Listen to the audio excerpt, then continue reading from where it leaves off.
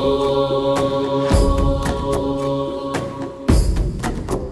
ุเบกขาธาตุธาตุแห่งรักแท้ของจิตสำนึกสูงสุดตอนที่ 3 ธาตุแห่งดุลยภาพสมบูรณ์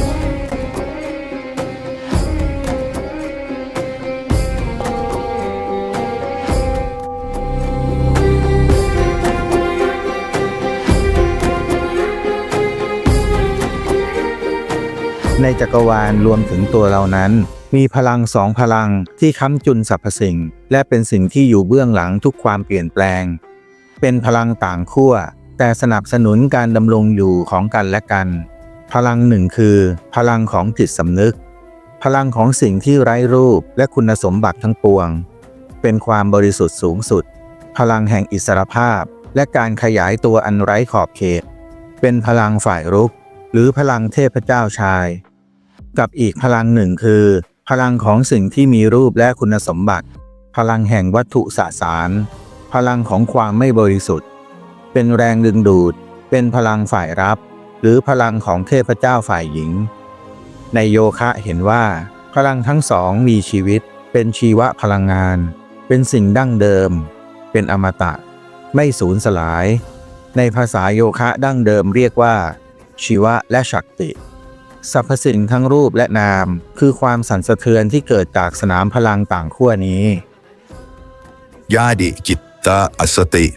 อัสสติสัมสาราถ้ามีจิตก็มีโลกถ้ามีชีวะก็มีฉักติการทำหน้าที่ของพลังต่างขั้วทั้งสองนั้นเป็นพลังขับเคลื่อนที่ทำให้ทุกสิ่งเคลื่อนไหวเปลี่ยนแปลงเป็นพลังแห่งชีวิตและการเกิดใหม่อย่างต่อเนื่องเป็นสันตติในภาวะสมดุลของพลังงานทั้งสองจะทำให้เกิดการเคลื่อนที่เป็นจักระจักระเป็นภาษาสันสกฤตแปลว่าวงล้อหรือกระแสน้ำวนในบริบทของระบบพลังงานทางร่างกายจักระถูกมองว่าเป็นกงล้อพลังงานที่หมุนด้วยความถี่เฉพาะจักระที่มีสุขภาพดีและสมดุลจะหมุนเป็นวงกลมเช่นเดียวกับกระแสน้ำวนสม่ำเสมอในขณะที่จักระที่ไม่สมดุลจะหมุนอย่างเฉื่อยชาและช้าผิดไปจากปกติโลกภายนอกและโลกภายในล้วนถูกหล่อหลอมขึ้นจากแรงสั่นสะเทือนของชีวพลังงานทั้งสองนั่นเองและตราบใดที่ยังเกิดการเคลื่อนไหวไม่หยุดนิ่งโลกแห่งทุกข์และการแปรเปลี่ยนก็ยังดำรงอยู่ไม่รู้จบโยคีโบราณจึงไม่ได้ตระเวนค้นหาความจริงในดวงดาวแต่กลับหันเข้ามาภายในจิตตนเพื่อสำรวจผู้รู้ที่เป็นต้นทานแห่งจักรวาลท่านพบว่าสิ่งที่ทำร้ายมนุษย์ไม่ใช่ซาตานหรือโชคชะตาหากแต่คือจิตของตนเองจิตที่หวั่นไหวเปลี่ยนแปลงปรุงแต่งสะสมมลทินแห่งอารมณ์และมีความยึดมั่นจนกลายเป็นพิษภายในและในโลกแห่งวัตถุธาตุสิ่งเดียวที่สะท้อนธรรมชาติของจิตเช่นนั้นได้อย่างชัดเจนที่สุดคือปรอดธาตุโลหะแห่งพระศิวะผู้เป็นสัญลักษณ์ของจิตสำนึกบริสุทธิ์ปรอดตามธรรมชาตินั้นเคลื่อนไหวกรอกกลิ้งไม่เสถียรดูดซับสิ่งอื่นได้ง่ายดังจิตปุถุชนย่อมกลืนรับพลังทั้งดีและร้ายไว้ในตนจนกลายเป็นพิษที่ย้อนกลับมาทำลายตัวเองแต่เมื่อผ่านกระบวนการแปรธาตุของราสยนตันตระคือศิลปะแห่งการสังเคราะห์จิตจากหยาบสู่ละเอียดจากอวิชชาสู่ปัญญาปรอดย่อมถูกทำให้บริสุทธิ์เสถียรและแปลสภาพสู่ภาวะอมตะนั่นคือสิ่งที่คัมภีร์ราซาหฤทัยตันตระเรียกว่าสิทธิปารัตน์ปรอดที่บรรลุความสำเร็จสูงสุดและในขั้นอุดมสุดของการแปรธาตุนั้นปรอดจะรวมเข้ากับพลังฉักติกำเนิดเป็นธาตุที่สถิตอยู่ในดุลยภาพสมบูรณ์ธาตุที่ไม่สั่งสมพิษอีกต่อไปแต่กลับแปรพิษให้เป็นพรธาตุนั้นคือปารัตอุเปกขาธาตุธาตุแห่งรักแท้อันมีอำนาจดูดซับความทุกข์ทั้งปวงและกลั่นกลับเป็นความสงบเย็นจุดพระจันทร์บนยอดเขาไกรราชเป็นสภาวะแห่งจิตที่ไม่หวั่นไหวต่อสุขและทุกข์แต่โอบรับทุกสิ่งไว้ด้วยอุเบกขาอันบริสุทธิ์ปรอดกระจกแห่งจิตสำนึกเมื่อใจสะอาดโลกก็สะอาดเมื่อใจขุ่นโลกก็ขุ่นปรอดสะท้อนสิ่งที่ใจเราเป็น ประหลอดคือธาตุที่สะท้อนความจริงของจิตได้ลึกที่สุดมันไหลเคลื่อนไหวและซึมซับพลังรอบตัวอย่างละเอียดดังจิตของมนุษย์ที่ซึมซับและสั่งสมความคิดอารมณ์และพลังของโลกไว้โดยไม่รู้ตัวในคัมภีร์พระเวทประหลอดคือปิณทุศิวะหรือหยดชีวิตของพระศิวะเป็นพลังสร้างสรรค์ที่ก่อกำเนิดสรรพสิ่งแต่เมื่อพลังนั้นตกอยู่ในมือของอัตตา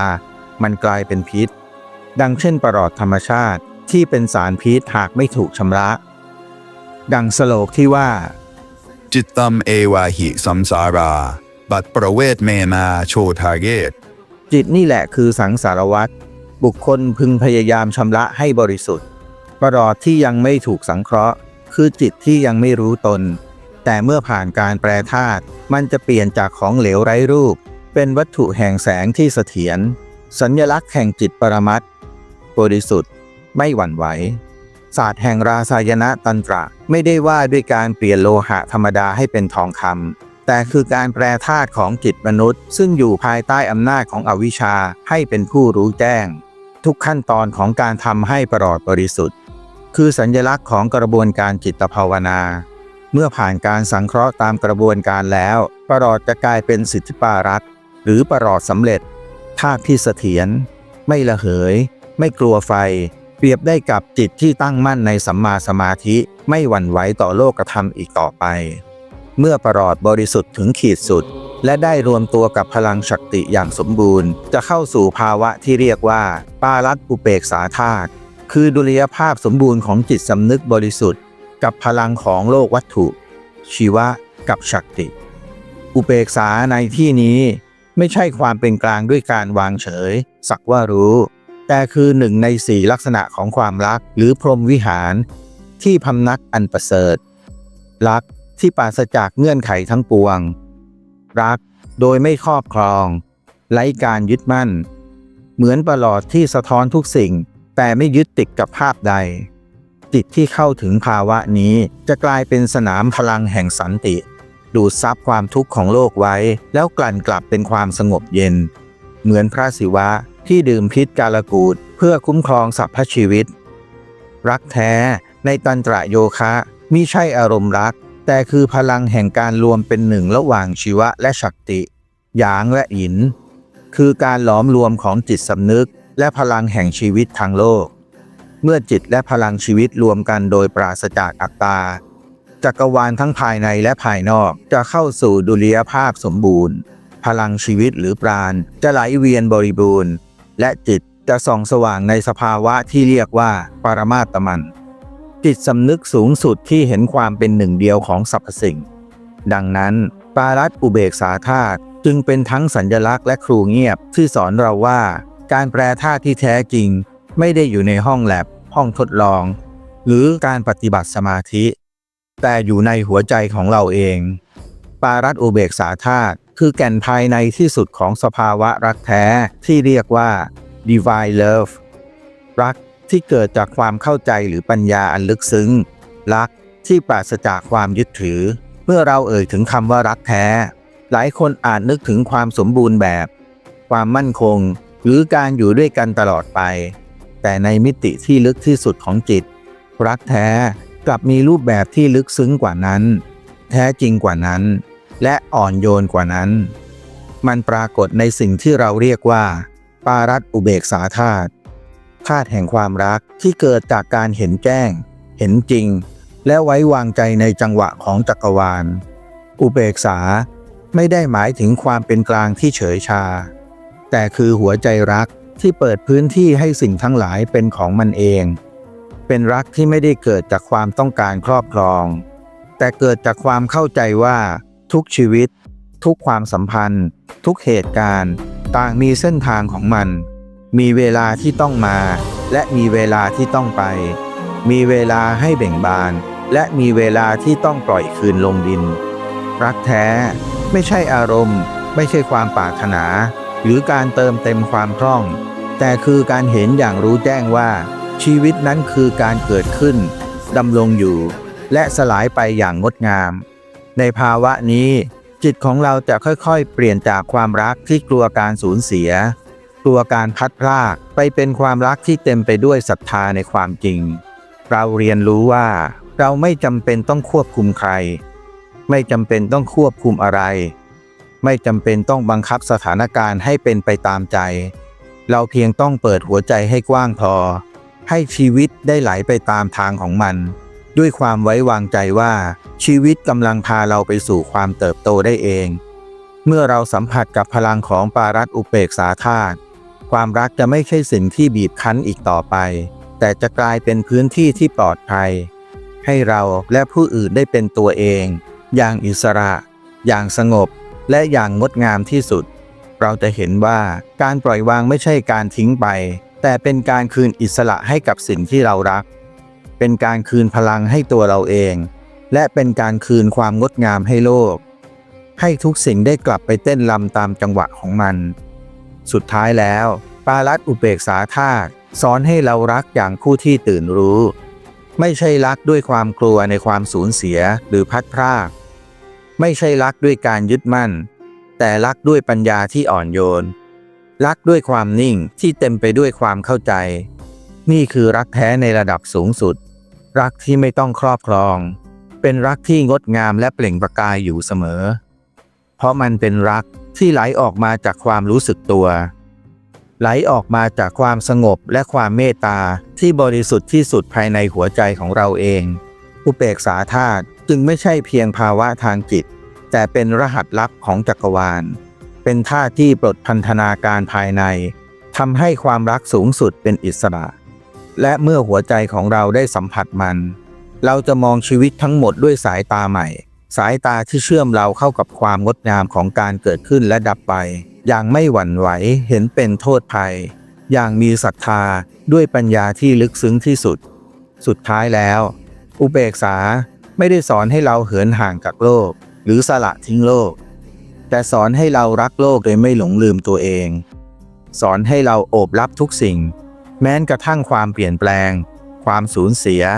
ความเจ็บปวดความไม่สมบูรณ์แบบทั้งหลาย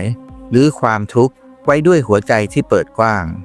นี่คือพลังของธาตุแห่งรักแท้รักที่อ่อนโยนแต่ทรงพลังที่สามารถโอบอุ้มทุกความจริงและเข้มแข็งพอที่จะไม่ต้องยึดถือไม่ต้องครอบครองอะไรเลยตัตตวัมอาสิ เจ้าคือสิ่งนั้นสโลกนี้เป็นหนึ่งในมหาวายกะยะหรือคำกล่าวอันยิ่งใหญ่จากคัมภีร์อุปนิษัทผู้ที่บรรลุอุเบกขาธาตุจะเข้าใจว่าวัตถุและจิตไม่ได้แยกจากกันพลังของประหลอดคือพลังแห่งจิตและจิตที่ตื่นรู้คือจิตที่เป็นหนึ่งเดียวกับจักรวาลหรือตัวเราที่แท้จริงคือจักรวาลทุกลมหายใจคือการสังเคราะห์ประหลอดแห่งจิตความทุกข์คือไฟที่ชำระความสุขคือผลึกแห่งความรู้แจ้งเมื่อจิตสงบนิ่งดุจประหลอดสำเร็จเราจะเข้าใจว่าอุเบกขาคือรักแท้และรักแท้คืออุเบกขาจิตสำนึกสูงสุดที่โอบรับทุกสิ่งไว้โดยไม่แยกเราออกจากจักรวาลอีกต่อไปปารัตอุเบกขาคือธาตุที่รวมวิทยาศาสตร์ของธาตุเข้ากับวิทยาศาสตร์ของจิตคือสะพานระหว่างยุคแห่งโลหะกับยุคแห่งการตื่นรู้และคือคำตอบของคำถามนิรันดร์ว่าจิตคืออะไรและรักแท้คืออะไร